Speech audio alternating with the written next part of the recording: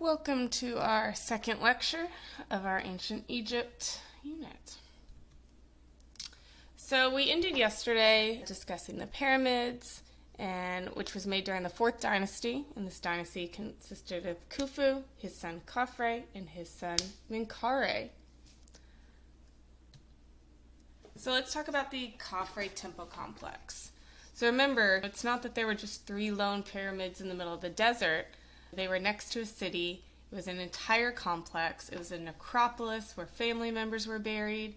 There were temples in which these deities remember the kings are deities, in which they have now moved on, and so now they're going to be worshipped in the afterlife. So these temples were also built.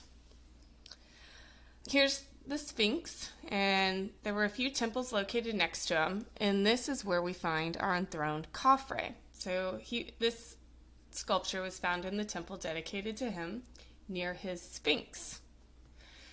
Before we go into some details about Khafre's characteristics, let's talk about some basic Egyptian king iconography. We've already hit on quite a bit of this, even beginning with King Narmer. And so this becomes well established, especially after Djoser of the 3rd dynasty. And so they will have what's called the Nemes headdress. That's probably the most recognizable of kings and pharaohs. The bull's tail that we discussed with King Narmer behind him, representing virility. The false beard attached over the earlobes. An ornate kilt called a shendit. Staff, in this case it's a wasp scepter, which symbolizes power. So it's carried by the gods, kings, pharaohs, priests. It helps to legitimize their power. And on this headdress they'll have the uraeus, which is a cobra. So this is the symbol for the goddess Wadjet. It also symbolizes protection by Wadjet and conveys the legitimacy of rulership. So here we have numerous examples of iconography of these kings. So Khafre, if we're looking at our Sphinx and our sculpture of him, you can tell that these are modeled after the same person. Of course, it's the idealized version of him. Even if a king died at old age, they would have been depicted the prime of their life, so idealized. Now he's wearing the Nemes headdress. You can see this slight, at least on our enthroned Khafre, low relief of the uraeus cobra on the headdress. And the Sphinx would have also had this fake beard that we see on our enthroned Khafre. So let's talk about our seated or enthroned Khafre. This, of course, would have held the Ka if something happened to his mummy, so that he was able to live on into the afterlife. Now, originally, he would have held a staff, so perhaps or likely the wasp scepter. There are numerous others, but he would have held a staff in his right arm. You can see the remnants of that. Notice his left hand is placed on his knee. He's wearing the Nemes headdress, extremely recognizable. And you can see the slight relief, the low relief of the uraeus cobra. Again, a symbol of Wadjet. It legitimizes the pharaohs. It helps you recognize who is the pharaoh in any depictions. And a new term to introduce is the lack of negative space. And so what that means is that if we're looking at this lack of space between his arms and his body, where it's filled in, that's showing that there's a lack of negative space. It's like a completely blank, hollow area. We should also recognize some other iconography from our previous unit that represents his power. So he is seated on a throne. His feet are elevated. This is a sign of his kingship, of his power.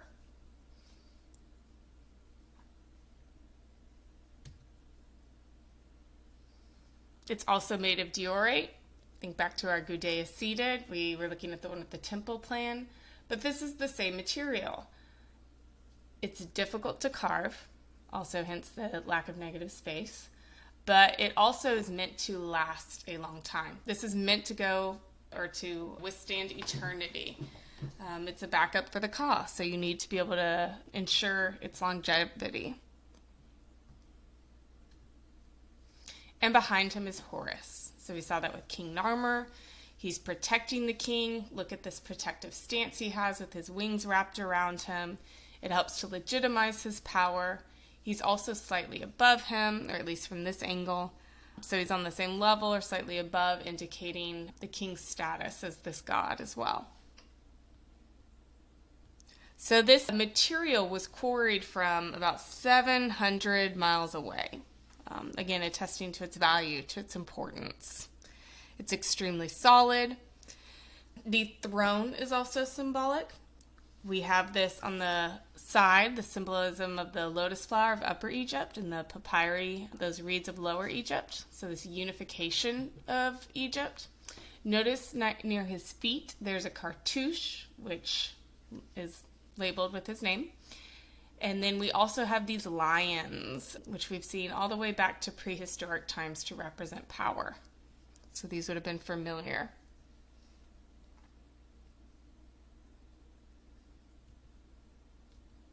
Let's talk a bit more about his figure style.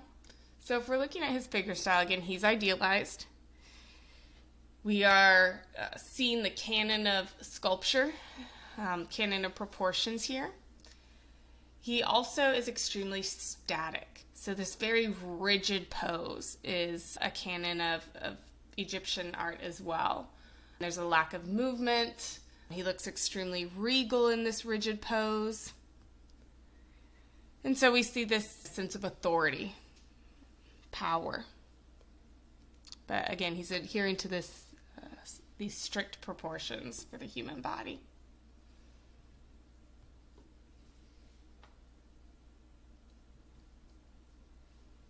His body is realistically depicted, at least in terms of musculature, but it is idealized.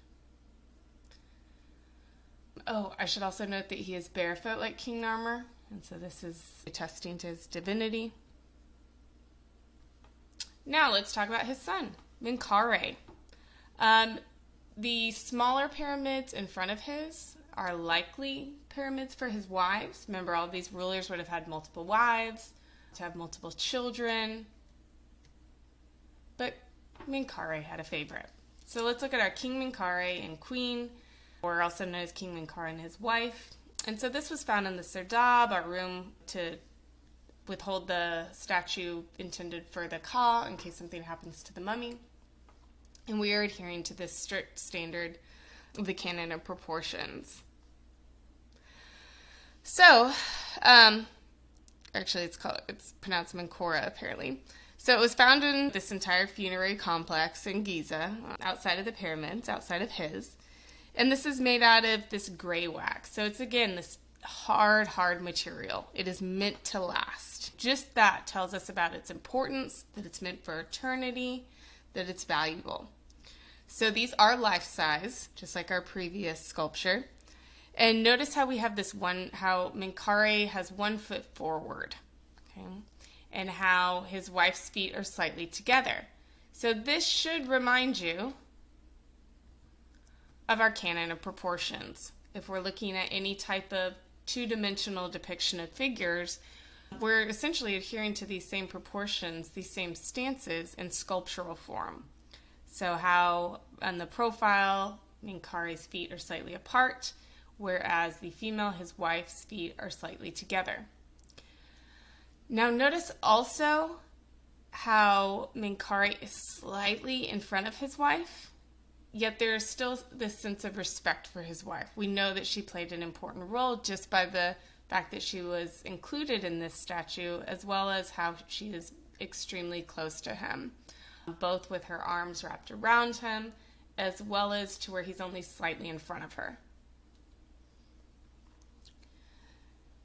Let's compare the figure styles of these two as well. So our figure style of male versus female is, again, he is idealized. We're seeing his more naturalistic depiction of his muscles.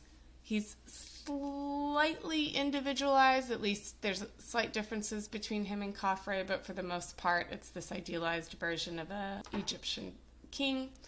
Now notice how her features are much more rounded. Her face is more rounded, her hair is more rounded, her body. And so this helps us to communicate this idea of rectilinear versus curvilinear. So these different forms of line. Notice how also her clothing is tight against her body to show her femininity, whereas, of course, Menkare's masculinity is shown. Same with our Khafre. They're extremely, extremely similar. Now, remember, this is father and son, so that makes sense. Notice the stylization on his legs to depict this sense of muscles, of these strong thighs. Yeah, so we're adhering to this canon of proportions. Now, some argue that the feet aren't yet complete, so it's a little bit of a rougher surface. It wasn't quite as polished. It doesn't seem complete. And so some argue that he died before this sculpture was done. They had to place it within this temple. And this perhaps he died suddenly. But of course his mummy is no longer around.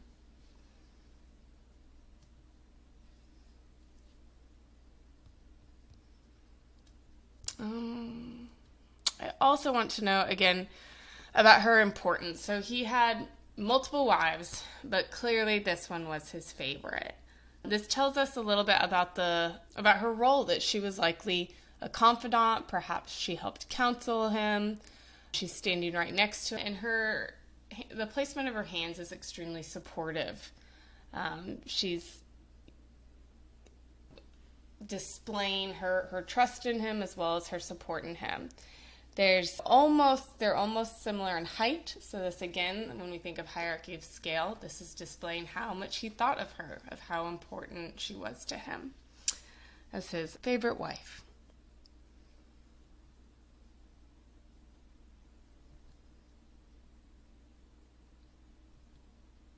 And we will see this female hairstyle again. Let's talk about the seated scribe. So I love this artwork. So here we have a scribe. We're not seeing a deity. We're not seeing a king.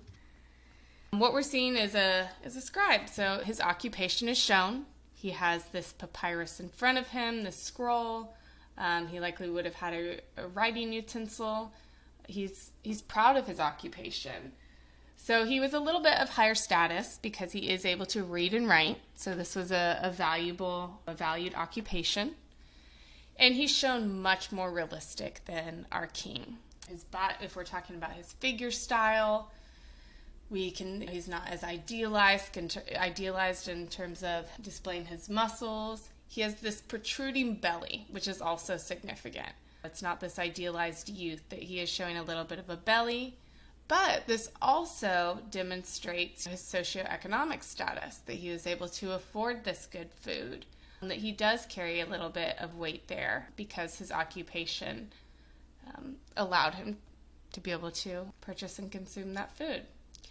This is of a different material. We're seeing painted limestone. So this isn't the hard materials that we saw with our kings. It's limestone. It's been painted, and we're so lucky that so much of it has lasted through the test of time. And some differences, of course, is that he is seated on the ground. So that pedestal underneath doesn't indicate being above the ground.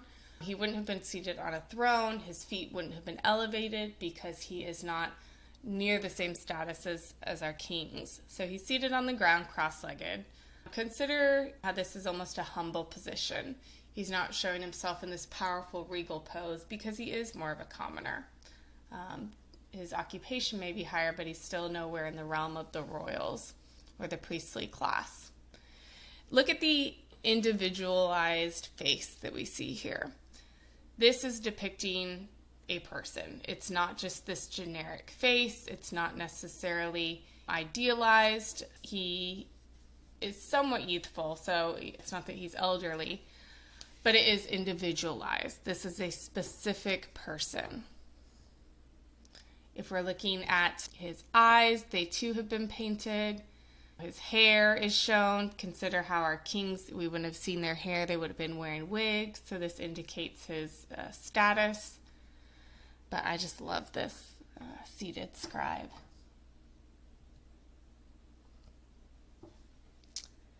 Now, let's move on to one more thing I forgot. Notice his expression. His mouth seems to be almost in between a smile and just resting calmly.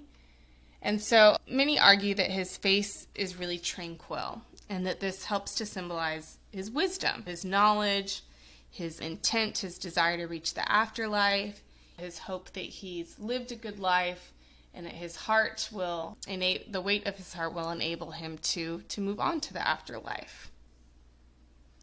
He's also, the material I should note, is also cheaper, of course, but it is more expensive in terms of how it's painted versus lesser paying occupations. And we do have negative space here. So that space between his body and his arms versus our coffre where there was the lack of negative space. And his irises are inlaid with a rock crystal, so another material. But again, this is commemorating, he's showing reverence for his occupation, and he finds this important in preserving his history, and he recorded the history of Egypt, so he wants to be a part of that. So let's talk about the New Kingdom. So the New Kingdom is also known as the Imperial Age. We have, of course, we're going into other dynasties. And at different points, the capital is moved to different areas further south, from Memphis, where we were before during our Old Kingdom for the most part. And we're moving down to Thebes. So this is important because it's a power move, essentially. If you're in Memphis, everywhere you see around you is images of the previous rulers attesting to their importance. So one of the reasons for moving a capital is so that you can create these new images in honor of you. It's a power move. It forces the people who are close to you, think the royals, etc., to also move. So it's this sense of control. But at this point, also, we're not using pyramids. They're obviously red flashing lights calling for tomb raiders. And so kings start to be buried in the Valley of the Kings. The term pharaoh eventually begins to be used, and that means great house. We also have advances in technology and some brief changes in religion.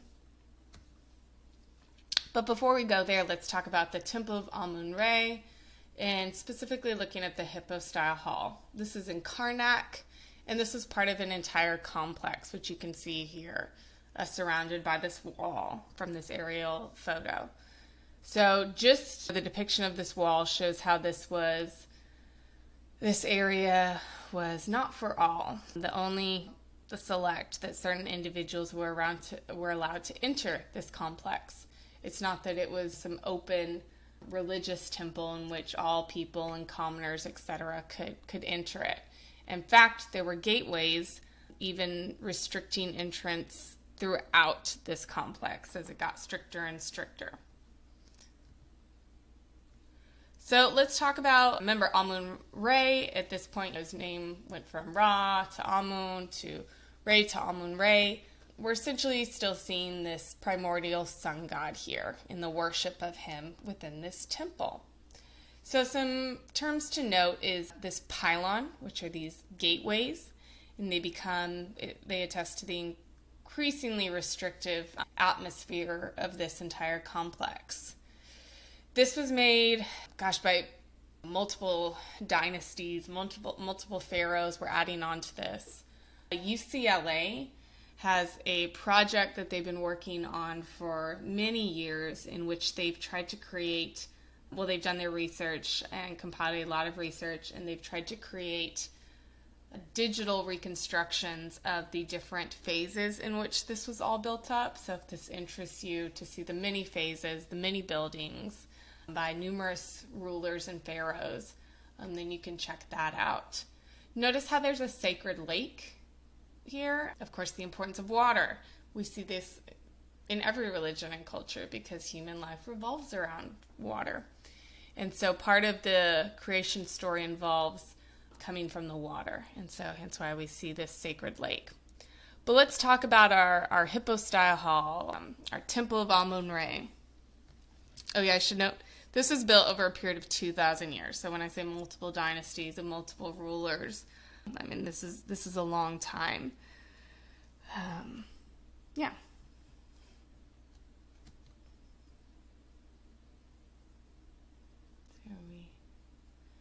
Here is another reconstruction where we can see this hippo-style hall. Now remember, this hippo-style hall means it's many columns. So we are not yet or the arch has not yet been created. So to hold up a roof, just like Persepolis or Apadana, you need many columns somewhat close together to withstand the weight. So here we are entering this hall. As you can see, the lion sculptures, of course, attesting to power. And this is a massive, massive complex and massive structures. I think I said hall, but I meant through these pylons, which of course would have been decorated with a different facade. We wouldn't have seen these rough bricks. But all of that has been removed, just like our many other structures. So this is one of the massive gateways. And it starts to separate the exterior from the sacred world. So it's more for elites, for priests, for rulers. And so let's enter into this hippo-style hall. So look at these incredible columns. And what we have is our post and lintel construction, which we should recognize. Again, that's going to bear the weight of this roof. And notice how every surface is decorative. Of course, these have been reconstructed. We can tell the difference between what's original and what's not. And we have a new term to discuss, and that is sunken relief, also known as incised relief. So this is not low relief, where it protrudes slightly out. It's also not high relief, where it protrudes really far away from the surface. Instead, it's incised into the surface. So think about the aesthetics of this and why this is done on these columns. So if we would have had high relief or even low relief, these columns would have appeared very bumpy, and all the different iconography and hieroglyphics, etc., and images are different on each column. So we would have had this odd differentiation of different protruding elements throughout this hippo-style hall. So instead, to create the sense of uniformity, they used incised relief, so our sunken relief. Now notice there are many cartouches again. We have a lot of symbolism. But again, this sunken relief helps to create these uniform columns. And they're massive. Now let's look at the capitals, the top of the column. So we can see some on the left side, some on the right side. And notice how on the left side, these somewhat mimic almost like a lotus flower. And so we're using what's seen in the natural world in a decorative manner. Now, like all of these structures, the artwork would have been extremely colorful. This idea of these white or just these tan structures did not exist in the ancient world. They would have been extremely bright. And it's really incredible that some of this has lasted even. So there's a good thing about the dry desert region.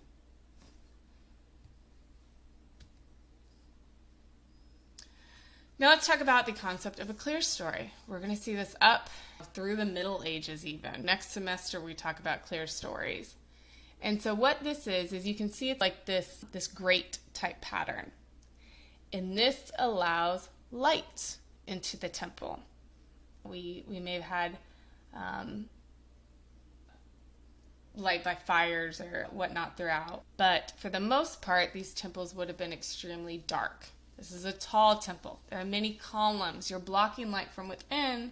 So how do you create light? And you create this clerestory so the sunlight can stream in. Also consider with this grid-like or with this grate-like pattern is you're going to have rays of sun coming in. And this is for Amun-Re. These sun rays are also complementary to the concept of the god to whom this is dedicated.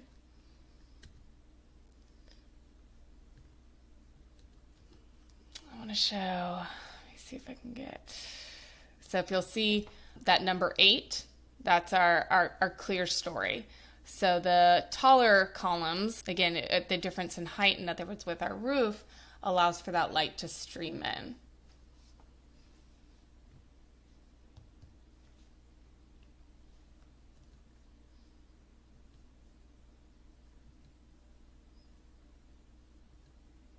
Oh, notice the lotus-like leaf column, decorative, how it fans out.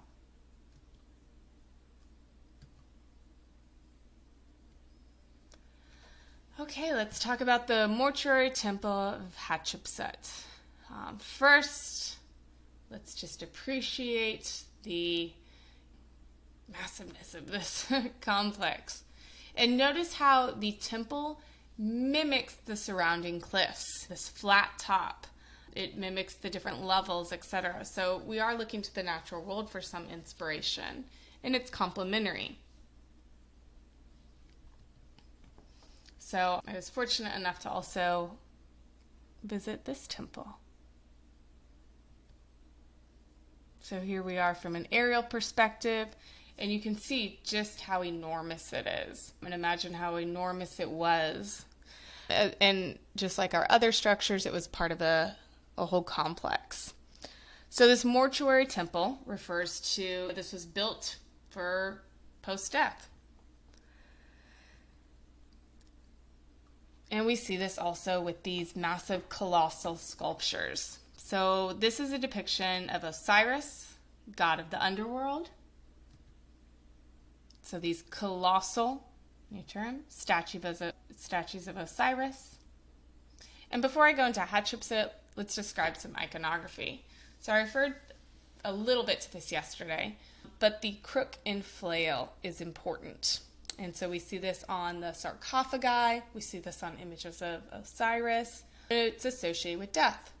So the crook, that is think of like a shepherd's hook of guiding the sheep and taking care of the sheep. So this is part of the king's role, to guide and take care of his people. But we also have the flail, and this is like a whip. So there's also the disciplinary aspect of the king. And so Osiris, god of the underworld, king of the underworld, he too has this iconography. And the kings also use this iconography. So again, mortuary temple associated with death. So you are thus respecting the god of the underworld. This all would have been extremely colorful and decorative. I mean, just look at the ceiling that has lasted. Obviously, the red pigment has stood the test of time, but there would have been numerous colors. It would have been bright. And so here are some found colossal statues of Hatshepsut. Now they're all broken. And of course, many of these artifacts across Egypt broke over time. But there's another reason for Hatshepsut's being broken. So here we have some examples of her sculptures. What should we recognize as her role? So she was obviously a king. The Nemes headdress, the uraeus cobra signifying her authority. She's sitting on a throne in the central picture. This is unique. We haven't studied another female ruler. Technically, she wasn't the only one, but she's the most popular, and her reign actually lasted relatively long. And so her son died before she gave birth. And so the lesser wife actually had a son, but of course Hatshepsut wasn't going to have that. She was the principal wife. Her father had been the king, and so she becomes the ruler. She becomes the queen of Egypt. She went from the queen of Egypt to the king of Egypt. So this is important because look at the depiction of the two sculptures on either side. She also has the false beard. Notice also how her femininity in our two sculptures on the sides is a little bit less emphasized.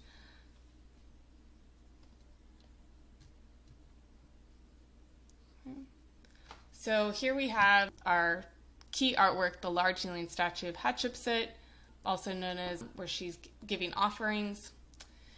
And so notice again her figure style. So we talked about Menkaure and his wife, and remember how rounded and curvilinear his wife was.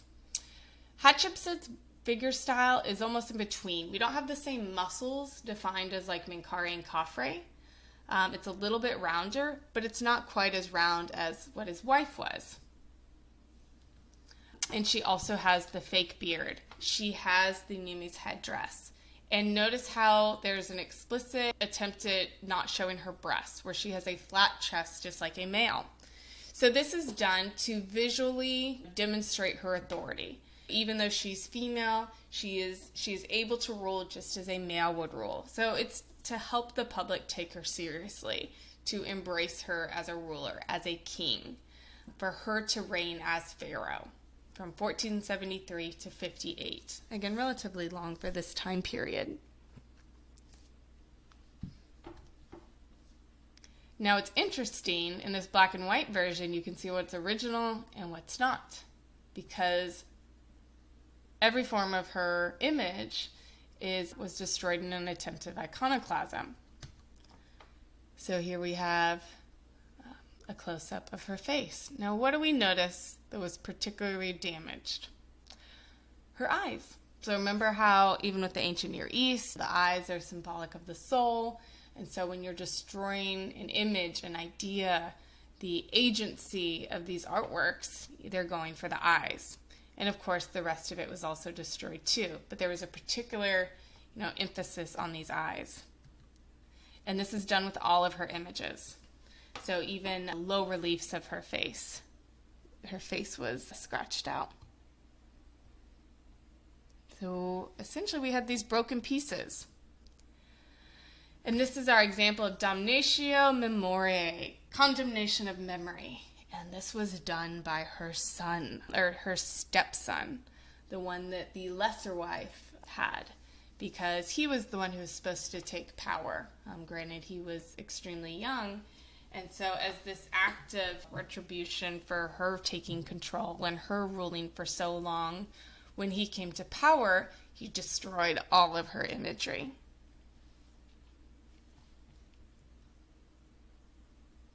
And again, this comparison of showing herself as a ruler.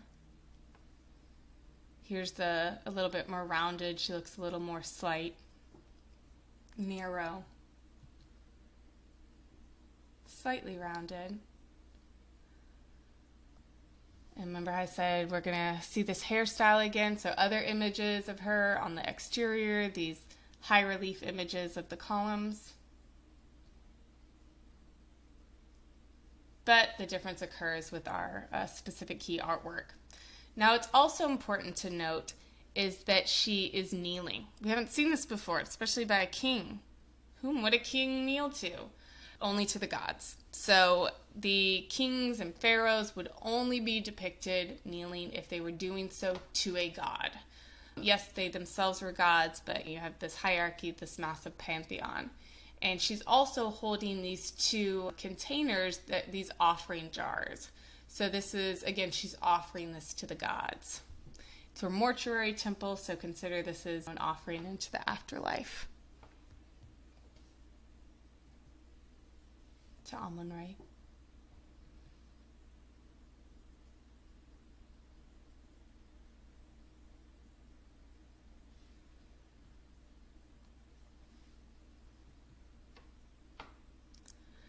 Let's talk about the short-lived Amarna period of of art. Now notice the figure style. Hopefully immediately you recognize it as being different from the past. And this is very short-lived. So what's Amarna about? So we had our capital at Memphis. Think back to the Giza pyramids. It moved slightly down south to Thebes it moved for a period of time to Thebes. Even during Hatshepsut's reign, it was in Thebes. And then we have a new king take over, and he moves the capital again. Again, this is such a power move. We see this done by numerous kings in history throughout the entire globe, where they're going to move the capital to display their own image, so you're not looking at previous kings, as well as consider how the population of royals and priests have to move with you. So this is itself a sense of control. Now, Amenhotep IV came to power as pharaoh, 1353 or 51, and he moves the capital to Amarna, hence the term Amarna style. Now, this was done because the priest class had become too powerful at this point, and they were a threat to the king, essentially, with how powerful they were. So he moves them, but he also creates a new religion. I should also note that the term pharaoh is first used here in a letter addressed to him. At least that's the first documentation that we have of the term. So Amarno means horizon of Aten. So what's that about? We talked about Amun-Ra and how this was our primordial sun god. And now we have the creation of Aten. Now this is extremely significant because we had a polytheistic pantheon of gods. And now we have Amenhotep, who has created a monotheistic religion centered on one single sun disk god called Aten. So it's different than, at least you'll see in the depictions, it's not the same idea of Amun-Re. Yes, it's the sun, but it's solely as a disk rather than any type of human form. His original name was Amenhotep, which means Amen is pleased, and he changed his name to Akhenaten, which means success before or of great use to the godom. So he changes his name, he moves the capital, he names it after this god. This is significant. So this makes the priest class for this pantheon obsolete. He takes full control, he takes full power. He reigned for roughly 17 years. So here we have Aten, this sun disk. And the figure style is extremely different. Notice the rays of sun coming down. So here we have an extremely different figure style. Look at how elongated and the lack of an idealized muscular body is portrayed here. So Akhenaten, his face is elongated. We see the sense of a belly. If we can look at several sculptures and depictions of him, we do have some familiar elements of a pharaoh that we should recognize. But the body style, the figure style is extremely different. Look at the lack of muscles on his arm. Again, the more protruding belly. So some argue that it's a little bit more feminine, and that this may be relative to the sun disk god because it's neither male or female. And so he has changed the art style to out of respect for Aten. But it seems more likely, just based on history in the rest of the world, that he's changed the style in the same way that he changed everything else about life, is that he's using a completely different, less masculine, not rectilinear style to show this new type of power, this new dynasty that he's created. So again, it's very curvilinear versus the rectilinear of the past, of this standard. He's not adhering to the canon of proportions. So everything about Egyptian culture and religion, he has thrown out. This is significant. You could argue that the general populace, in which they have their own patron deities and worship many, weren't too happy with this stark change. Notice in this image he has his flail, and the other hand would have had the crook that we discussed with the cartouches to label him. And so here's our key artwork. Again, this rectilinear enthroned Khafre versus our figures displayed here who are extremely curvilinear. This is a totally different style, totally different religion. Just, again, strictly throws out and makes illegal all previous concepts and ideas of Egyptian culture and religion, essentially. Okay, so here we have our depiction of our sun disk. It's Akhenaten, Nefertiti, and their 3 daughters. So let's look at this up close. Centrally placed, we have our sun disk. So compositionally, we are seeing the importance of the sun disk. It's also at the top. It's above our 2 important figures.